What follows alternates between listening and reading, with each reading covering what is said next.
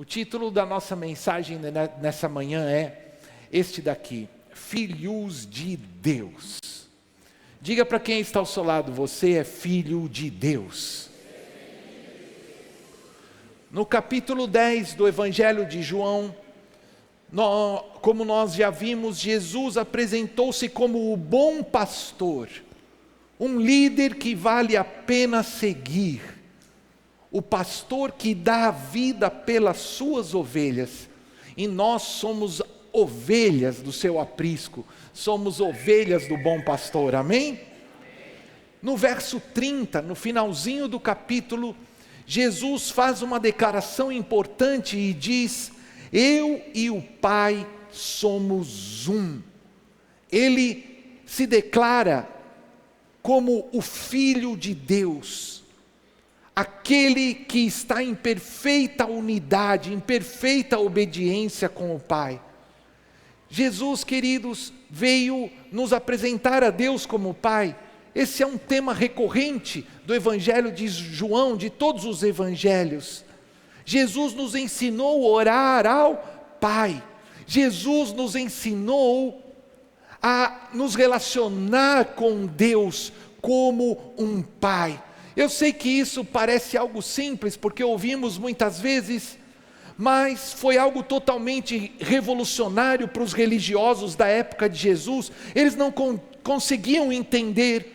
Quando Jesus faz essa declaração, eles tomam pedras para apedrejá-lo.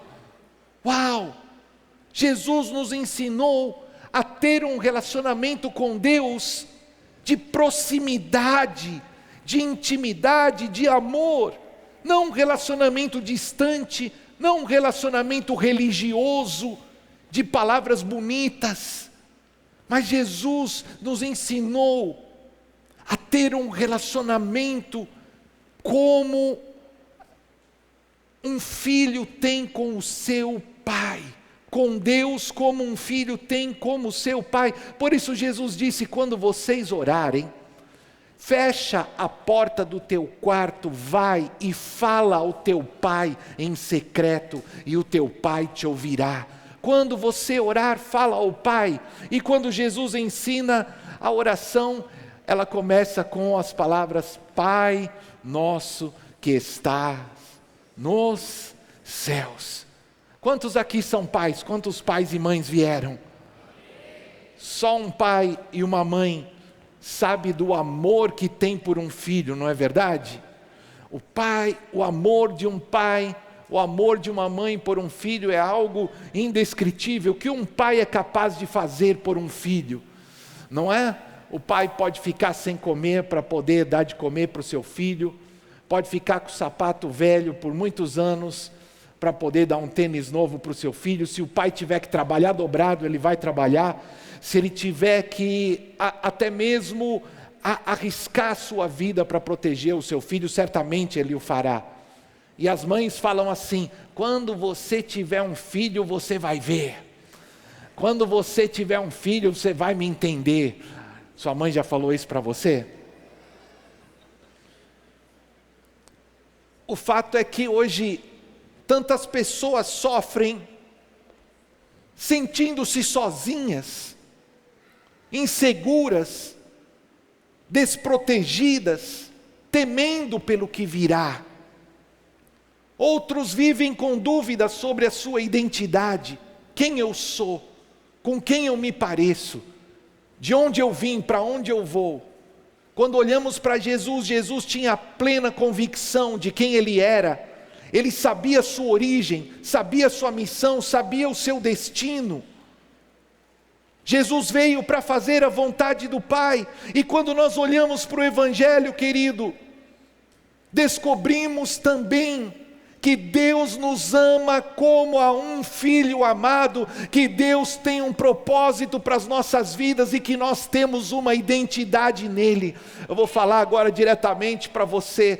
Hoje, querido, pela palavra de Deus, você descobrirá que Deus te ama como a um filho amado. Ele tem um propósito e uma identidade clara para você nele. Eu quero te convidar a ler comigo João capítulo 10, são os últimos versos. Nós vamos ler a partir do 30 ao 42. que diz assim, o verso 30, eu e o Pai somos um, são palavras de Jesus.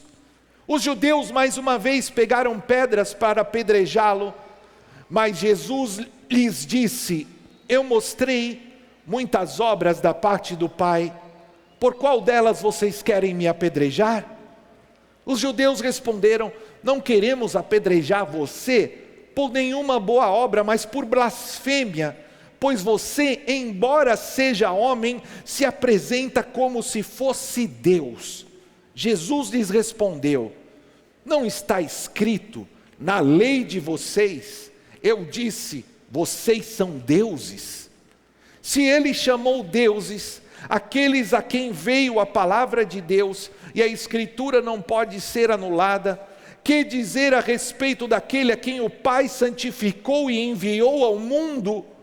Então, por que vocês me acusam de blasfêmia por eu ter dito, sou filho de Deus? Se eu não realizo as obras do meu Pai, não creiam em mim. Contudo, se as realizo, mesmo que não creiam em mim, creiam nas obras, para que possam saber e entender que o Pai está em mim e eu estou no Pai. Outra vez tentaram prendê-lo, mas ele se livrou das mãos deles. Então Jesus atravessou novamente o Jordão e foi para o lugar onde João batizava nos primeiros dias do seu ministério. Ali ficou e muita gente foi até onde ele estava dizendo, embora João nunca tenha realizado um sinal milagroso, tudo o que ele disse a respeito desse homem era verdade. Então muitos ali creram em Jesus. Até aí, glória a Deus pela sua palavra. Dê um aplauso ao Senhor pela sua palavra.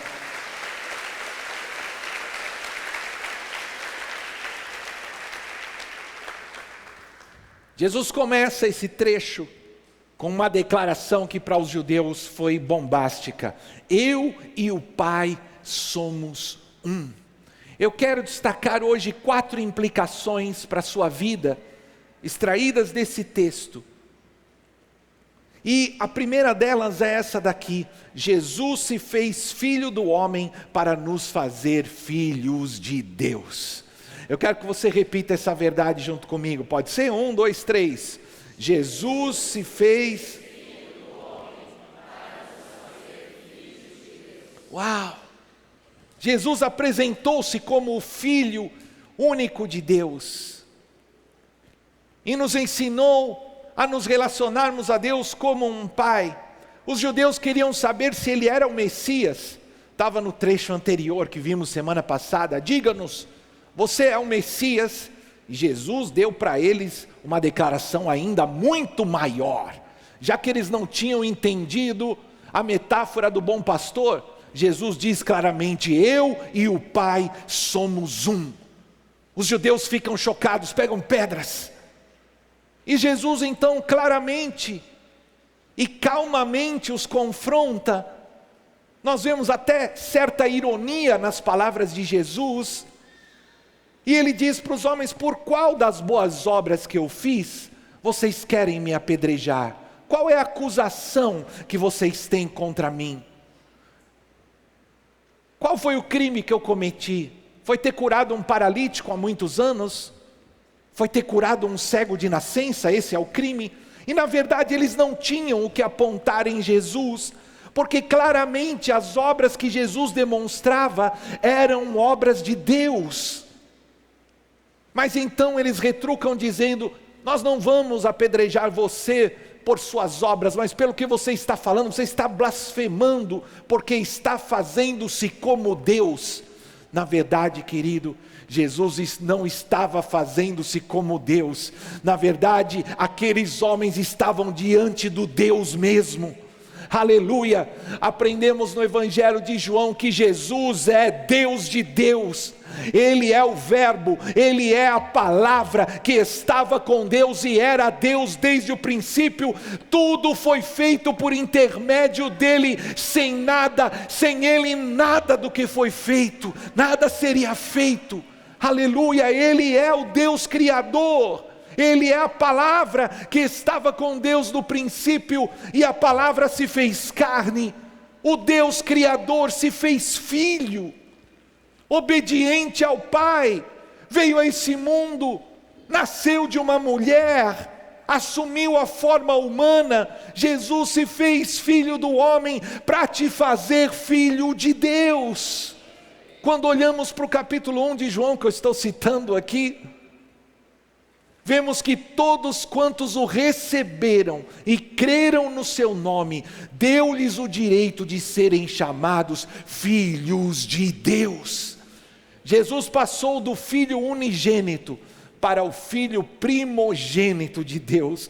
Veja só, Romanos 8, 29, pois aqueles que de antemão conheceu, também os predestinou, para serem conformes à imagem do seu Filho, a fim de que ele seja o primogênito entre muitos irmãos. Jesus vem a esse mundo como unigênito de Deus, morre pela nossa redenção, pelos nossos pecados, para que eu e você também fôssemos chamados filhos de Deus.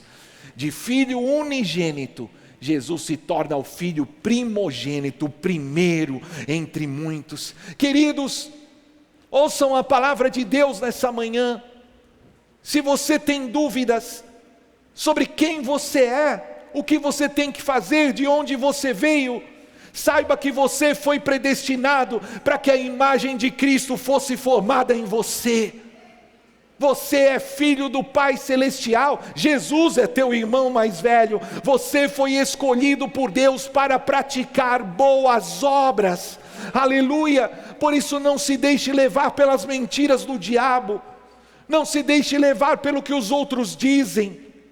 Talvez você olhe para si mesmo, para sua família, e veja tantas maldições. Muitos dizem, porque o meu pai era assim, assim, assim, porque a minha mãe, porque o jeito que eu fui criado foi assim, assim, assim. Ouça, Cristo se fez maldição para que você fosse herdeiro da bênção. Ele se fez maldito na cruz. Entre você e os seus pais e os seus antepassados está a cruz do Calvário. Você nasceu de novo, você é filho de Deus, você tem uma nova natureza em Cristo Jesus, aleluia. Há um chamado de Deus para a sua igreja neste tempo, que você possa levantar-se com a identidade correta, como um filho de Deus à imagem de Cristo, predestinado para realizar boas obras. Por isso, querido, há uma implicação dessa palavra, que é o segundo ponto de destaque: viva uma vida transformada. Me ajude falando para quem está do seu lado, pregando aí para quem está do seu lado: viva uma vida transformada. Perceba, Jesus fala sobre a sua essência, e ele diz: eu e o Pai somos um. E quando aqueles homens ficam revoltados e tomam pedras, Jesus os confronta, mostrando as suas obras. E ele diz: olha, se vocês não creem no que eu estou falando, creiam nas obras. Se eu não realizo as obras do Pai, então não creiam em mim. Agora, se eu realizo as obras do Pai, se vocês não querem entender o que eu estou falando, ou crer no que eu estou falando, creiam nas obras que eu realizo. Ouça, o maior milagre que testificará que você é um filho de Deus, é um milagre de uma vida transformada pelo poder de Jesus Cristo. É um milagre do novo nascimento. Segundo aos Coríntios 5,17 diz: portanto, se alguém está em Cristo, é uma nova criação, as coisas antigas já passaram, eis que se fizeram novas. Aleluia! Você tem que ser capaz, querido, de olhar para você mesmo, para o seu passado, e responder a pergunta: como você era antes de Jesus? Quais circunstâncias te levaram até Ele? Como foi o teu encontro, a tua experiência com Cristo? E como você é agora? Porque aquele que nasce de novo é uma nova criação. As coisas velhas já passaram e tudo se fez novo. Por isso, querido, viva em novidade de vida. Não há argumentos contra o seu testemunho, contra o milagre de uma vida transformada. Como Jesus disse aos homens: se vocês não creem no que eu estou falando, creiam nas minhas obras. Por isso, para que você se levante como uma testemunha de Cristo, as suas palavras precisam condizer com as suas atitudes. Ouça bem a palavra de Deus nessa manhã, para que quando você falar, as suas palavras sejam provadas pelas tuas obras, e é assim que nós influenciaremos o mundo. As pessoas precisam ver Cristo em você, nas suas atitudes. As pessoas do mundo precisam olhar para você e ver os frutos de uma vida transformada pelo poder de Deus. Mas o problema é que muitos na igreja querem até evangelizar. Teremos evangelismo esse mês. Uau! Mas muitos não têm fruto de uma vida transformada. E então, quando vão falar, não tem autoridade, ninguém para lhes ouvir. Muitos até desejam liderar, mas não têm seguidores, porque as suas atitudes não condizem com as suas palavras. Falam palavras religiosas, mas isso não condiz com aquilo que está no seu coração, com as obras, com os frutos, com as atitudes. Não tem frutos de uma vida transformada. Por isso, querido, ouça a palavra de Deus nessa manhã.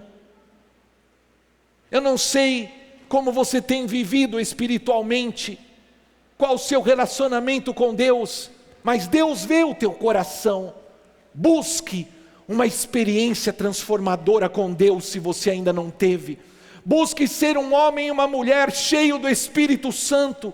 Cresça em relacionamento com Deus, cresça em relacionamento com a sua palavra, para que a imagem de Cristo seja formada em você. Então, quando esse mundo olhar para você, quando a tua família olhar para você, quando as pessoas que estão ao teu redor olharem para você, eles verão algo diferente e perceberão que ali está um filho de Deus.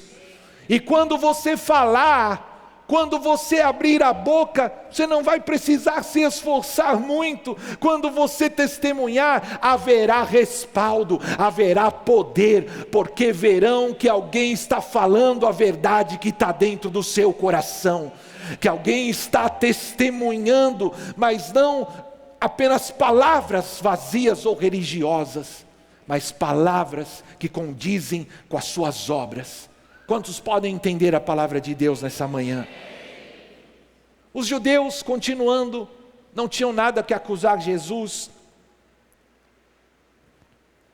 E quando eles falam para Jesus: você está blasfemando, porque se faz como Deus, Jesus de novo, calmamente, usando argumentos, vai dar um nó neles, citando a própria lei, a própria palavra, um texto que parece até difícil de entender e eles ficam sem resposta. Jesus vai citar o Salmo 82, verso 6. Eu disse: vocês são deuses, todos vocês são filhos do Altíssimo. Jesus diz para eles: ué, vocês estão escandalizados porque eu disse que sou filho de Deus? Vocês nunca leram a lei? Vocês nunca leram os Salmos? Está escrito: vocês são deuses, todos vocês são filhos do Altíssimo. E aqueles homens não encontram respostas. Jesus diz: está escrito, e a palavra não pode voltar atrás. O homem foi feito à imagem e semelhança de Deus. Ele recebeu o sopro de Deus, sim. Israel, no Antigo Testamento, foi chamado algumas vezes de primogênitos de Deus, mas eles falharam. E é disso que trata o Salmo 82. No verso 6, ou todo o contexto: vocês são deuses e filhos do Altíssimo, mas por praticarem a injustiça, vocês morrerão como qualquer homem. Deus deu a vocês poder, autoridade para julgar, para governar, mas vocês esqueceram dos fracos, e por isso vocês morrerão como qualquer pessoa. Aqueles homens estavam diante do legítimo Filho de Deus, sem qualquer falha, que agia em justiça e mostrava as obras do Pai, mas eles não podiam ver, porque estavam cegados no seu entendimento, cegados pela religiosidade. Eu quero chamar a tua atenção nesse ponto. Eu até escrevi para você entender bem. Jesus prova que é legítimo Filho de Deus, como? Pela sua essência. Ele diz: eu e o Pai somos um, pelas obras que realiza, e também pelas Escrituras. Jesus demonstra àqueles homens que Ele é o legítimo Filho de Deus. Agora eu quero que você olhe para a sua própria vida e aplique isso. Você provará que é filho de Deus. Você fará a diferença como filho de Deus nesse mundo, pela essência, pelo novo nascimento. Uma natureza transformada por Cristo. Pelas obras, pelos frutos, mostrando frutos de uma vida transformada. E pela sua devoção e obediência às Escrituras Sagradas. Essas são marcas dos filhos de Deus. Quantos filhos de Deus vieram nessa manhã? Amém. Quantos filhos de Deus vieram nessa manhã? Amém. Há mais um ponto que eu quero destacar, e eu sei que vai falar ao teu coração hoje, que é esse daqui: refugie-se no Pai.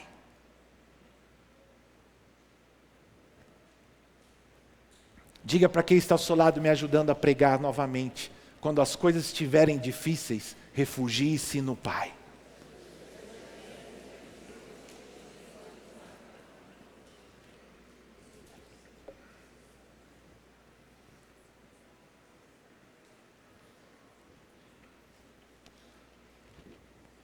Quando Jesus declara: eu sou filho de Deus, eu e o Pai somos um, eles pegam pedras para apedrejá-lo.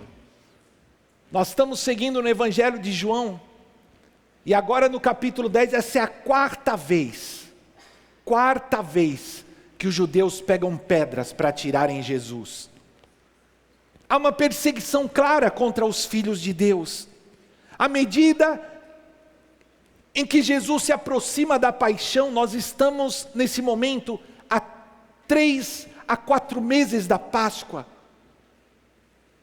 da morte e ressurreição de Jesus. Jesus vai deixar claro que o mundo odeia os filhos de Deus, que assim como Jesus foi odiado e perseguido, seus discípulos também o serão.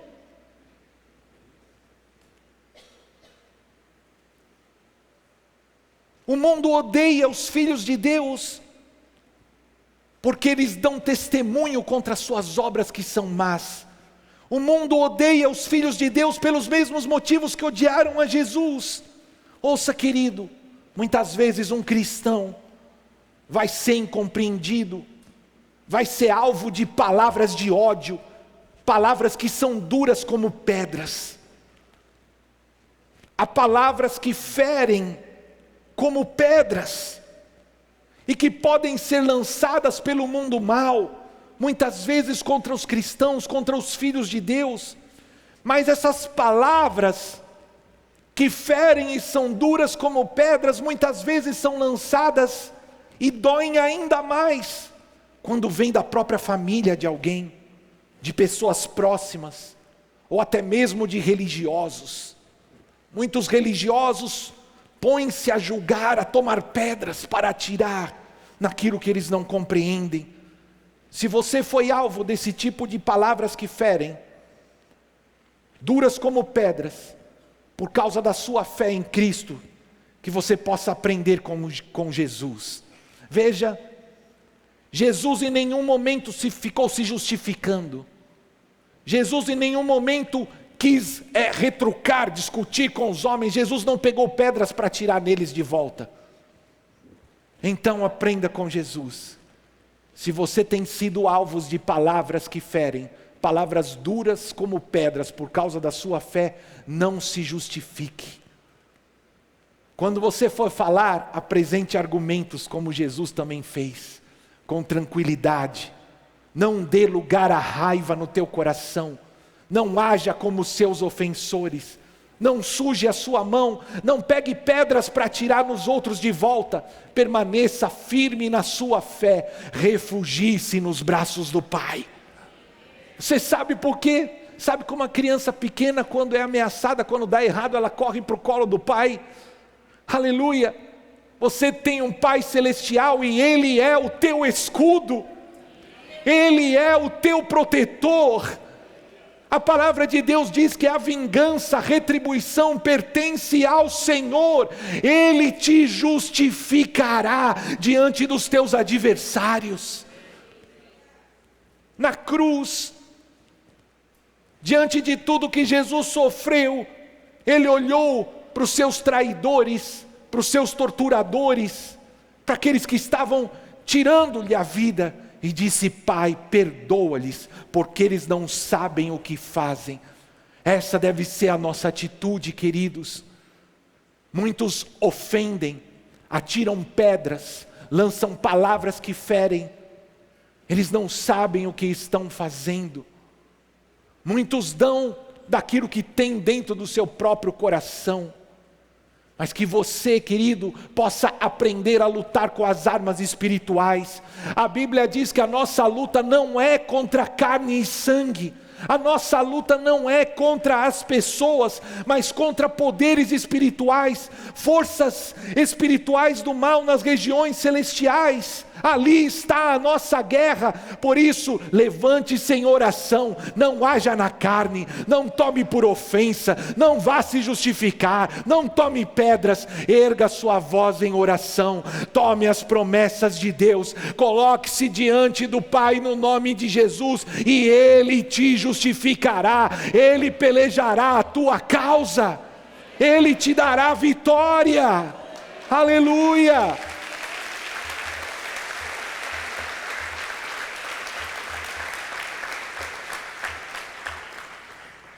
Aqueles homens tentaram prender Jesus, mas não puderam. Jesus mais uma vez passa pelo meio deles e atravessa o Jordão. Ouça, nenhum fio de cabelo da tua cabeça será tocado fora da vontade de Deus. Não temas ameaças dos homens. Confie no Senhor, refugie-se no Senhor. Nós aprendemos algo poderoso aqui com Jesus. Já estamos indo para o último ponto. Mas em alguns momentos importantes de decisão, de pressão, de cansaço, de angústia, Jesus retirava-se para um lugar deserto e ficava a sós com o Pai.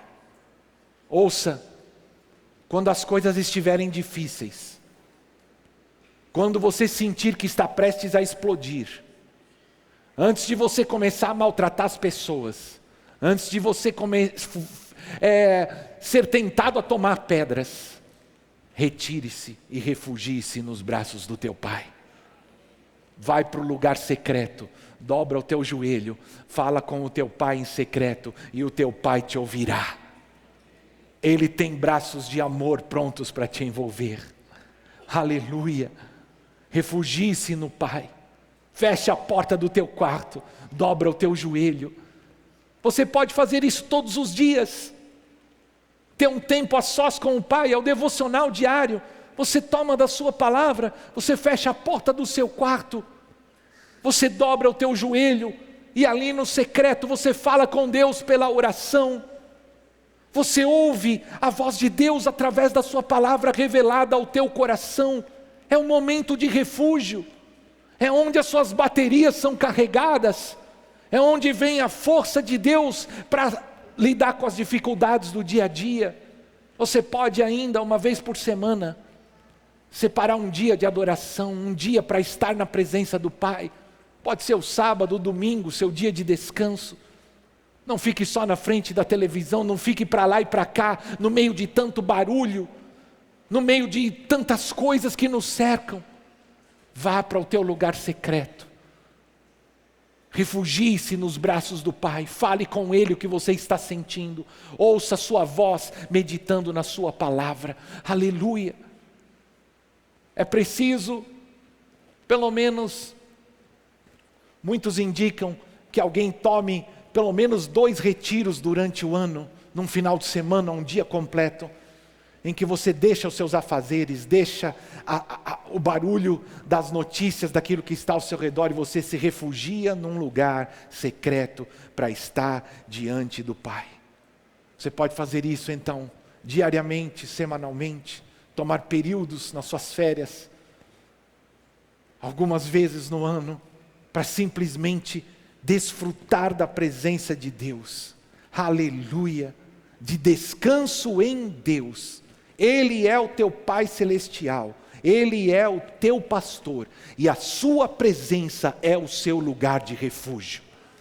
O Salmo 46:10 diz assim: aquietem-se e saibam que eu sou Deus. Há uma outra tradução que diz: parem de lutar e saibam que eu sou Deus. Aquietem-se e saibam que eu sou Deus.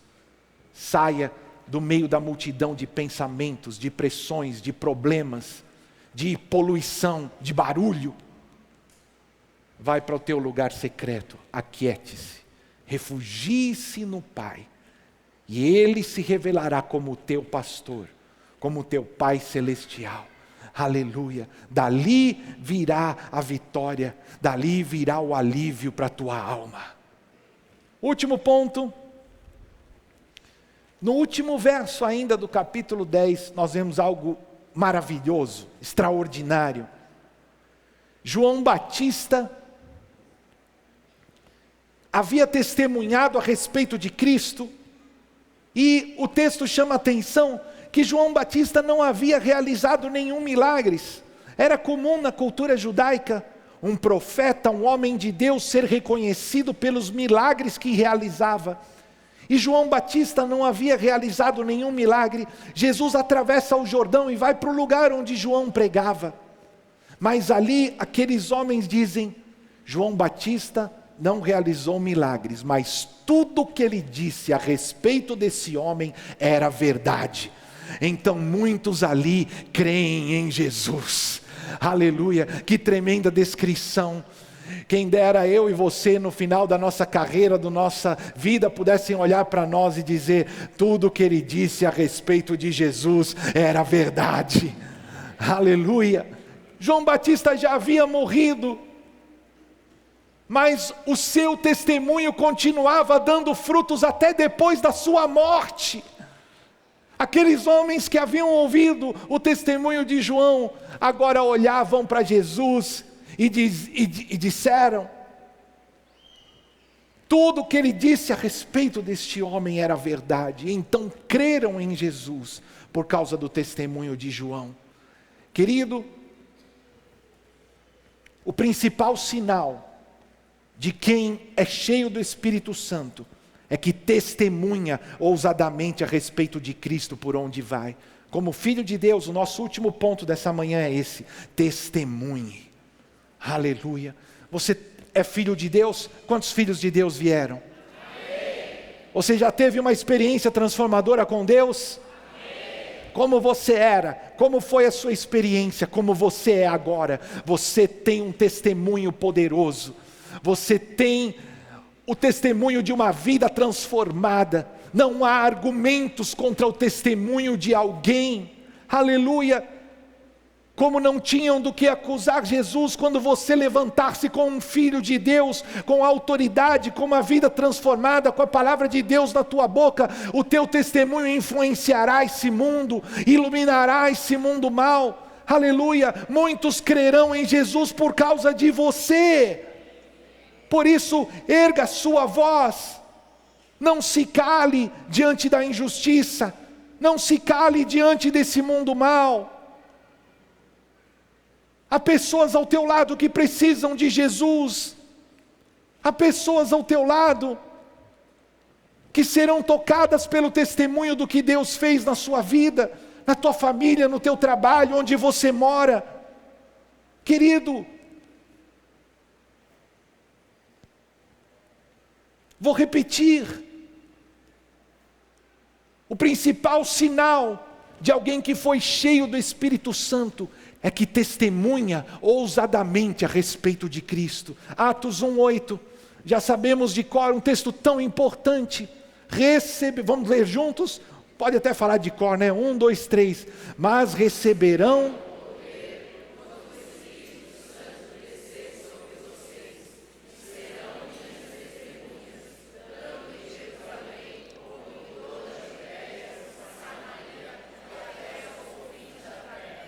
Você é um homem cheio do Espírito Santo, você é uma mulher cheia do Espírito Santo, você é cheio do Espírito Santo, você nasceu de novo.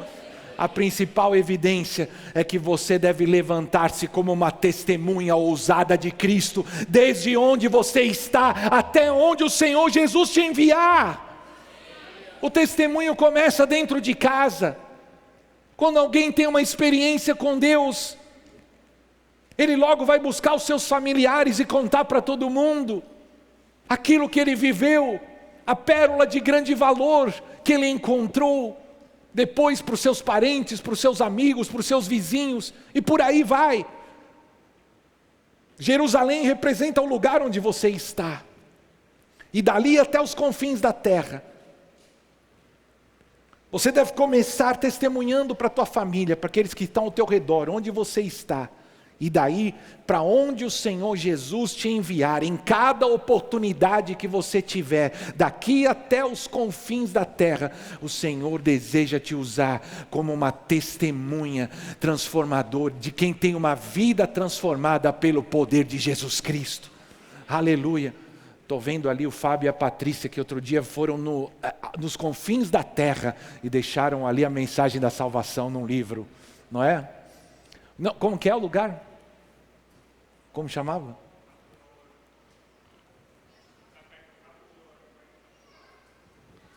Tinha uma placa lá, aqui é os confins da terra. E ali eles deixaram a mensagem da salvação. Para onde o Senhor te enviar, que você possa, querido, levantar-se como uma testemunha ousada. Aleluia. Querido,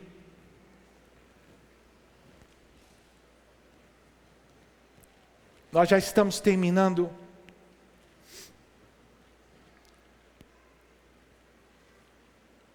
Testemunhar é como plantar uma semente.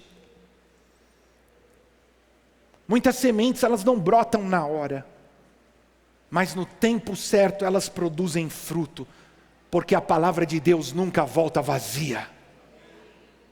Por isso testemunhe, plante a palavra, regue com a oração. Deus te usará como instrumento de transformação para esse mundo. Eu gostaria já de concluir para terminarmos. Ouça bem para nós orarmos. Você não deve se sentir sozinho, inseguro, desprotegido, nem deve temer pelo que virá. Sabe por quê? Você é filho do Deus Altíssimo. Você tem um Pai celestial que te ama como a um filho amado. Ele planejou o teu nascimento. Ele te trouxe a esse mundo com um propósito. A sua identidade não é determinada pelas circunstâncias, pelo tanto de dinheiro que você tem, nem pelo que as pessoas dizem sobre você. A sua identidade não é determinada nem mesmo pela tua família. Você tem um lar. Talvez você olhe para o redor e diga: pastor, eu sinto que eu não me encaixo. Eu me sinto muitas vezes um forasteiro, eu sinto que não pertenço a esse mundo. Na verdade é isso mesmo. O teu verdadeiro lar está no céu. Você veio do Pai Celestial e voltará para Ele na eternidade. Aleluia! Ele te predestinou, Ele te escolheu. E mesmo quando você estava andando em trevas, em pecado, o seu amor te alcançou. Ele soprou do Espírito de vida sobre você. Você nasceu de novo, você é uma nova criação. As coisas velhas já passaram, tudo se fez novo. Ele te chamou, te escolheu, te predestinou com um propósito: refletir a Cristo nessa terra, praticar boas obras. Ele te chamou para que você mostre ao mundo os frutos de uma vida transformada pelo poder de Deus. Um milagre que Ele fez na tua vida. Ele te tirou das trevas, da destruição, da morte, perdoou os teus pecados, para que você seja um sinal do poder de Deus a este mundo.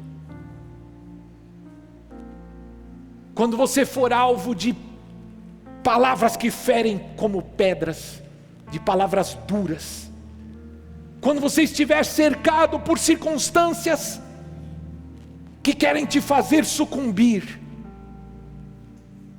você tem um recurso como filho de Deus: refugie-se nos braços do teu Pai.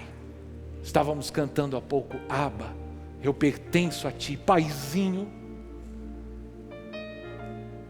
A retribuição pertence ao Senhor.